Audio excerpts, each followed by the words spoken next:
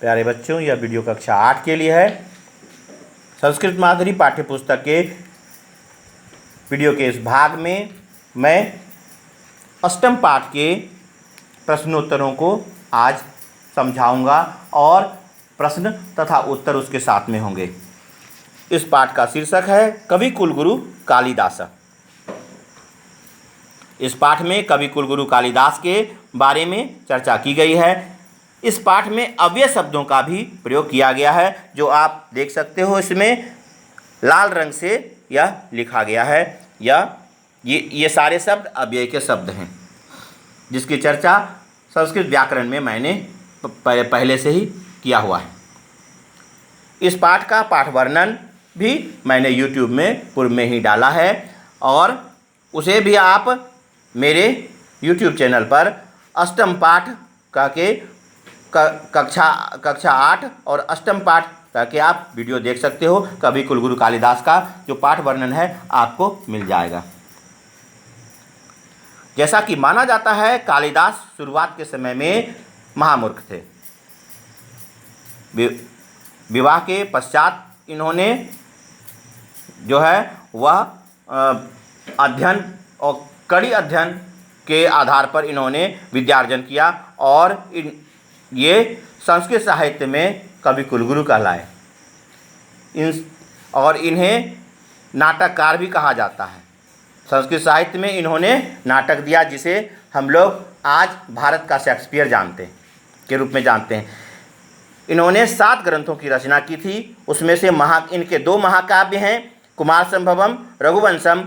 उसके बाद में है गीति काव्यम, जो गेय है, गाया जाता है, वह है ऋतु संहारम, मेघदूतम है। इसके बाद 3 नाटक है, मालविकाग्निमित्रम, अभिज्ञान शाकुंतलम और विक्रमो उर्वश्यम। इसमें जो है अभिज्ञान शाकुंतलम, यह नाटक विश्व प्रसिद्ध है। यह विश्व की अनेकों भाषाओं में इसका अनुवाद मिलता है। आइए इस पाठ के प्रश्नोत्तर की ओर बढ़ें। यहाँ इस पाठ के शब्दार्थ दिए हुए हैं। इन शब्दार्थों को यानी संस्कृत तथा उनके हिंदी अर्थों को अच्छी तरह से बोलकर पढ़ेंगे और उन्हें याद करेंगे। परीक्षाओं में शब्दार्थ भी पूछे जाते हैं। प्रश्न संख्या 1 में जो है वह है विकल्पेभ्यः समुचितम उत्तरम चित्वा लिखत, अर्थात विकल्प से सही उत्तर को चुनकर सामने लिखना है। पहला उत्तर ऑलरेडी लिखा हुआ है। प्रश्न इस प्रकार है, संस्कृत साहित्ये सर्वश्रेष्ठ कवि क अस्ति। संस्कृत साहित्य में सर्वश्रेष्ठ कवि कौन है? तो इसमें सही ऑप्शन कालिदास होगा, जो कालिदास यहाँ लिखा हुआ है। ख नंबर में है कालिदास केन नामना प्रसिद्ध अभवत्। कालिदास किस नाम से प्रसिद्ध हुए? तो कवि कुलगुरु इसमें सबसे सटीक उत्तर होगा, इसलिए कवि कुलगुरु को यहाँ पर सामने में लिखेंगे। ग नंबर में है अनेन कति ग्रंथा रचिता। इनके द्वारा कितने ग्रंथ रचे गए? तो इसमें 7 ग्रंथ की रचना इन्होंने की थी, इसलिए सप्त इसका सटीक उत्तर होगा।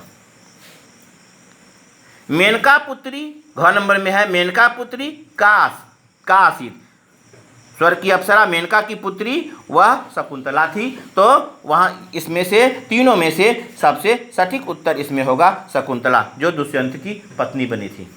वह शकुंतला, यहाँ पर शकुंतला लिखेंगे। अंग नंबर में है किम नाम नाटकम विश्व प्रसिद्धम अभवत्। किस नाम का नाटक वह विश्व प्रसिद्ध हुआ? तो अभिज्ञान शाकुंतलम इसमें सटीक उत्तर होगा, तो यहाँ पर अभिज्ञान शाकुंतलम लिखेंगे। ऑप्शन लिखने की जरूरत नहीं है, प्रश्न के सामने में आप उस उत्तर को अपनी उत्तर पुस्तिका में लिखोगे। इसके बाद दूसरा नंबर है, जिसमें है पूर्ण वाक्य उत्तर। इन प्रश्नों के उत्तर संस्कृत में और पूर्ण वाक्य में देने हैं। पूर्ण रूप से लिखना है, जो प्रश्न है उसके आधार पर प्रश्नों के उत्तर देने हैं। तो प्रश्न इस प्रकार है, क नंबर है कविषु सर्वश्रेष्ठ कवि क अस्ति। कवियों में सर्वश्रेष्ठ कवि कौन है? कविषु सर्वश्रेष्ठ कवि कालिदास अस्ति। तो कवियों में सर्वश्रेष्ठ कवि कालिदास हैं। वह लिखा हुआ है, उसे बोलकर पढ़ेंगे और उसे भी लिखेंगे अपने उत्तर पुस्तिका में। इसके बाद ख नंबर है, इसमें यहाँ भरना है, कालिदास ग्रंथान रचित्वा किम अवर्ध्यत। कालिदास ने ग्रंथों की रचना करके क्या बढ़ाया। कालिदास ग्रंथान रचित्वा संस्कृतस्य भारतस्य च गौरवम अवर्ध्यत। जैसा कि जानते हैं कि कालिदास जी ने ग्रंथों की रचना करके संस्कृत साहित्य का और भारत का गौरव बढ़ाया। तो उसी के संस्कृत अनुवाद को यहाँ पर लिखना है, कालिदास ग्रंथान रचित्वा संस्कृतस्य भारतस्य च गौरवम अवर्ध्यत। ग नंबर में है, अभिज्ञान शाकुंतलम को एक एक कोमा में देख रहे हैं, घेरा हुआ है, उसी प्रकार से उसे उत्तर में भी घेरना है। अभिज्ञान शाकुंतलम नाटकस्य नायकः कः अस्ति, यानी इस नाटक का नायक जो है वह कौन है। तो उसमें दुष्यंत को नायक बताया गया है और नायिका उसमें शकुंतला है। तो इसका जवाब होगा अभिज्ञान शाकुंतलम नाटकस्य नायकः पुरुवंशी दुष्यन्तः अस्ति। पुरुवंशी दुष्यंत है।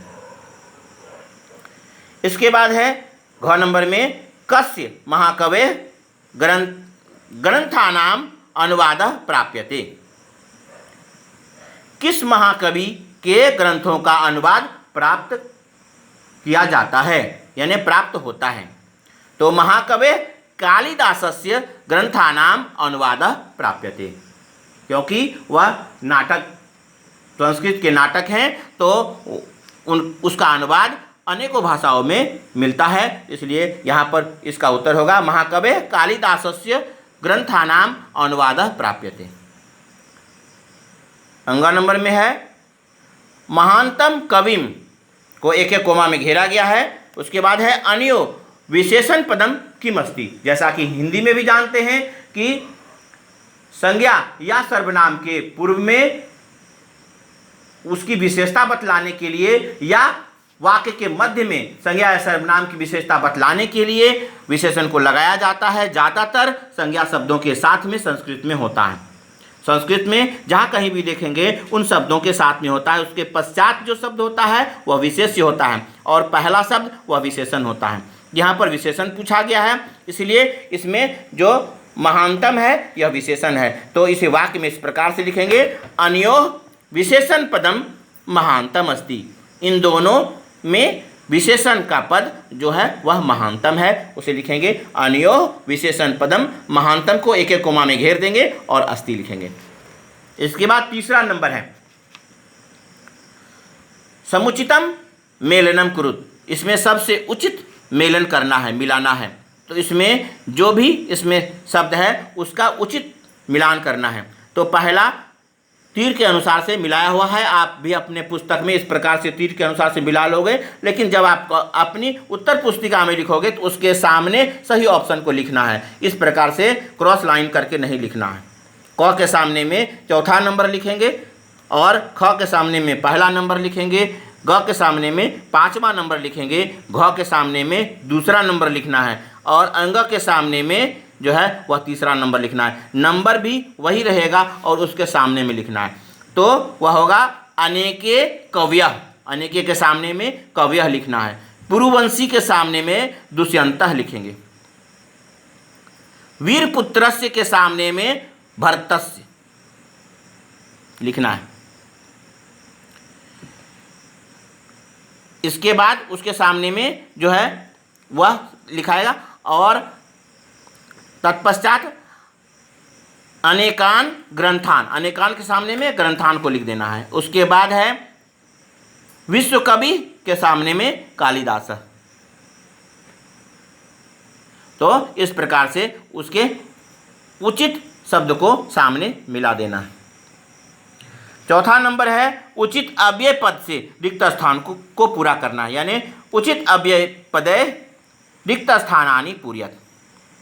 जो यहाँ मंजूषा में अव्यय का पद दिया हुआ है उसे चुनकर यहाँ पर भरना है। पहला तर ही भरा हुआ है। यदि वह वाक्य है उस वाक्य को पूर्ण रूप से लिखना है, सिर्फ उत्तर नहीं लिखना है। वाक्य के मध्य में वह रिक्त स्थान के लिए अंडरलाइन कर देना है और वहाँ पर लिखना है, इस प्रकार से लिखना है। तो यदि वर्षा भवति तर्हि कृषकाः नृत्यन्ति, तो यहाँ पर पहला में तर्हि भराएगा। तर्हि का मतलब होता है तो या तभी कहते हैं। तब ख नंबर में है ते भोजनात् अनंतरम विश्रामम करिष्यन्ति, तो यहाँ पर सबसे सटीक अनंतरम है, क्योंकि भोजन के पश्चात लोग आराम करते हैं, यहाँ पर अनंतरम आएगा। इसके बाद ग नंबर में है रिक्त स्थान है, और उसके बाद है दुष्यंतः नाम राजा आसीत, तो यहाँ पर पूरा होगा। पूरा मतलब होता है पुराने समय में दुष्यंत नाम के राजा थे, तो पूरा दुष्यंतः नाम राजा आसीत। इसके बाद है घ नंबर में त्वम अद्य मया सह विद्यालयम चल, तो तुम आज मेरे साथ विद्यालय चलो। तो उसके बाद बचा हुआ जो शब्द है उसमें सटीक शब्द है अद्य, आज मेरे साथ विद्यालय चलो, क्योंकि नीचे वाला जो वाक्य है उसमें च लगेगा यानी और लगेगा, इसलिए अद्य यहाँ पर भराएगा।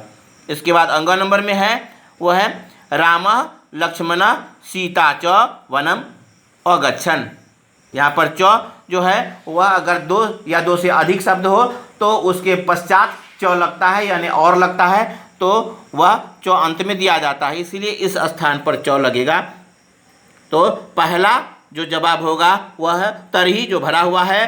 ख नंबर में अनंतरम भरना है, ग नंबर में पूरा लिखना है, और उसके बाद में घ नंबर में जो है वह आदि लिखेंगे और अंग नंबर में च। इसके बाद प्रश्न संख्या 5 में विकल्पेभ्य समान अर्थ पदानि चित्वा लिखत, जो विकल्प से चुनना है और समान अर्थ वाले शब्द को लिखना है, समानार्थी शब्द को लिखना है। भूपति के लिए जो भूपति यानी राजा का जो समानार्थक शब्द वह इसमें से नरपति होता है, तो नरपति को सामने में लिख देना है। मंदमति का मतलब होता है मूर्ख, यानी जिसकी मति मंद हो वह मंदमति, तो उसके सामने में मूर्खा लिखेंगे। इसमें से सबसे सटीक होगा मूर्खा, बाकी गलत है। इसके बाद है शोभनम, शोभनम को सुंदरम कहते हैं। शोभनम अच्छा, बढ़िया, सुंदर के अर्थ में कहा जाता है, तो सुंदरम इसमें से सटीक है, इसलिए यहाँ पर सुंदरम लिखना है। परिश्रमेन के लिए जो समानार्थक शब्द होगा वह होगा उद्यमेन, तो इसमें उद्यमेन लिखना है। इसके बाद 6ठे नंबर में कुछ कवियों के नाम लिखने हैं। 6ठे नंबर में कुछ संस्कृत के प्रसिद्ध कवियों के नाम लिखने हैं, जो नाम इस प्रकार से है, आपको ढूंढने की जरूरत नहीं पड़ेगी। हाँ, तो ये सारे कवि जो हैं वह संस्कृत के जाने माने कवि कहे गए हैं, जिसमें से है पहला है कवि भाषा, हर्ष कवि, हर्षः कवि, कवि हर्ष, जयदेवा, यह भी संस्कृत के कवि हैं, कालिदासा, उसके बाद में वाल्मीकि, उसके बाद वेदव्यास, ये सभी संस्कृत के कवि माने गए। इसलिए पहला क नंबर में कवि भाषा लिखेंगे, हर्ष कवि, हर्षः कवि, इसके बाद जयदेव, कालिदास, वाल्मीकि और वेदव्यास, जिसमें से वाल्मीकि ने रामायण की रचना की थी, वेदव्यास ने महाभारत की रचना की है, कालिदास जी ने अभिज्ञान शाकुंतलम लिखा है, यह तीन तो जान ही रहे हैं। इसके बाद जो है वह कविभास भी नाटककार थे, और हर्ष कवि यह इन्होंने काव्य ग्रंथ की रचना की है, जयदेव ने भी काव्य ग्रंथ की रचना की है, इसलिए ये सभी कवि हैं। 7वें नंबर में चित्र को देखकर, चित्र के आधार पर जो है सही शब्द से जो है वह वाक्य को पूरा करना है और वाक्य बनाना है, यानी प्रश्न के उत्तर लिखने हैं। तो प्रश्न है चित्रम कस्य अस्ति, चित्र किसका है? चित्रम आश्रमस्य अस्ति, चित्र आश्रम का है। यहाँ पर पहला होगा आश्रम शब्द यहाँ पर आएगा और आश्रम शब्द का प्रयोग करके यहाँ पर वाक्य बनाना है। इसके बाद ख नंबर में जो है वह सिंहन शब्द चुना जाएगा। तो बालकः केन सह क्रीडति, बालक किसके साथ खेलता है? तो सिंहेन सह क्रीडति, बालक सिंह के साथ खेलता है, तो सिंहेन सह क्रीडति। ग नंबर में है एषः बालः वीरः कातरः वा, यह बालक वीर है या कायर? तो एषः बालः वीरः अस्ति, यह बालक वीर है। घ नंबर में है सर्वत्र कीदृशम वातावरणम अस्ति, सब जगह कैसा वातावरण है? तो सर्वत्र शांतम वातावरणम अस्ति, सब जगह शांत वातावरण है। इस प्रकार से चित्र के आधार पर इन उत्तरों को लिखना है। 8वें नंबर में सुनकर शब्दों को लिखने के लिए शब्दों को याद करना है, इसलिए इन शब्दों को बोलकर पढ़ेंगे और याद करेंगे। तो शब्द इस प्रकार से है, कवि कुलगुरु दृढ़ परिश्रमेन रचित्वा अवर्धयत कुमार संभवम रघुवंशम ऋतुसंहारम अभिज्ञान शाकुंतलम कनिष्ठिका और सार्थवती। ये सब शब्द हैं जिसे सुनकर लिखना है, इसलिए इसे बोलकर पढ़ेंगे और इसे लिखकर याद करेंगे। यह था 8वें पाठ का प्रश्नोत्तर। अपनी सुविधा के अनुसार से 1 से लेकर अंत तक या सभी प्रकार के प्रश्नोत्तरों को क्रम से लिखना है और उसे याद करना है। जो जिस स्थान पर लिखा हुआ है उसी क्रम से लिखना है। 1, 2, 3 के बाद 4 लिखेंगे, चौथे के बाद में फिर 5वां लिखना है, छठा, 7वां, इस प्रकार से क्रम से लिखना है। और जो 1 से 8 तक का जो प्रश्न पत्र अभ्यास है उसे स्वयं से भरना है।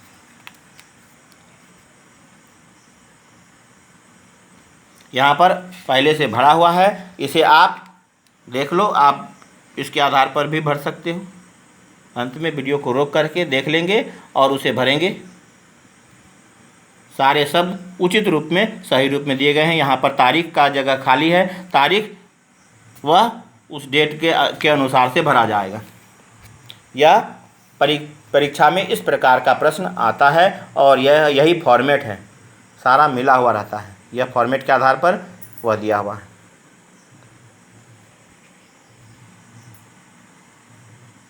ज़्यादातर इसमें व्याकरण से संबंधित प्रश्नोत्तर हैं।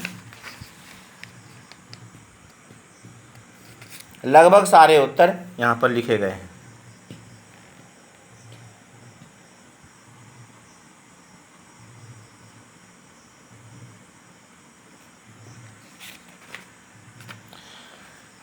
अगले वीडियो में 9वें पाठ के प्रश्नोत्तर होंगे, क्योंकि 9वें पाठ का पाठ वर्णन भी पहले से YouTube में डाला हुआ है। इस पुस्तक के सभी पाठों के पाठ वर्णन पहले ही YouTube में डाले गए हैं, आप पहले भी देख सकते हो और इन प्रश्नों को पढ़कर याद करेंगे और गृह कार्य उत्तर पुस्तिका में लिखेंगे। धन्यवाद।